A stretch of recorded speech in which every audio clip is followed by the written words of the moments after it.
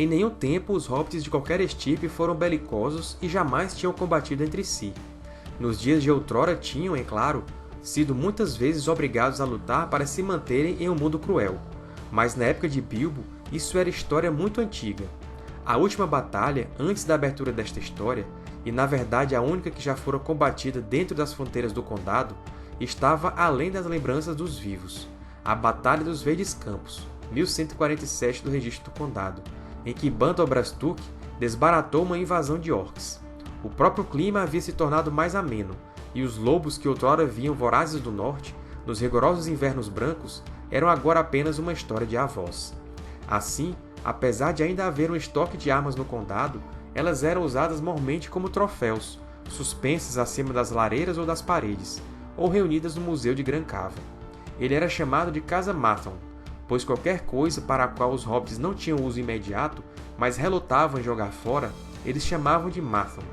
Era comum que suas residências ficassem um tanto atulhadas de Mathons, e muitos dos presentes que passavam de mão em mão eram desse tipo.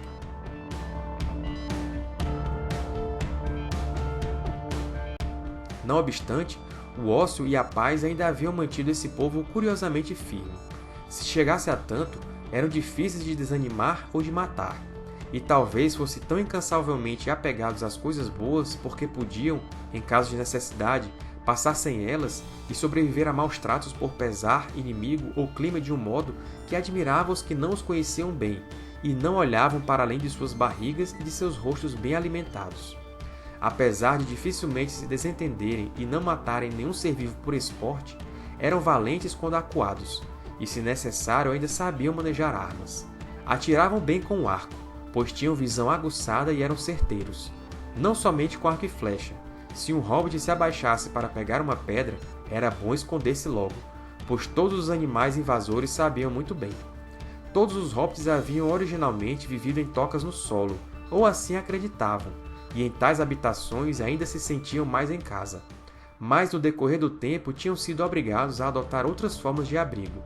Na verdade, no condado dos dias de Bilbo, eram em regra só os hobbits mais ricos e mais pobres que mantinham o antigo costume. Os mais pobres continuavam morando em escavações do tipo mais primitivo, de fato, meros buracos, com apenas uma ou nenhuma janela, mas os abastados ainda construíam versões mais luxuosas das simples cavas de antigamente.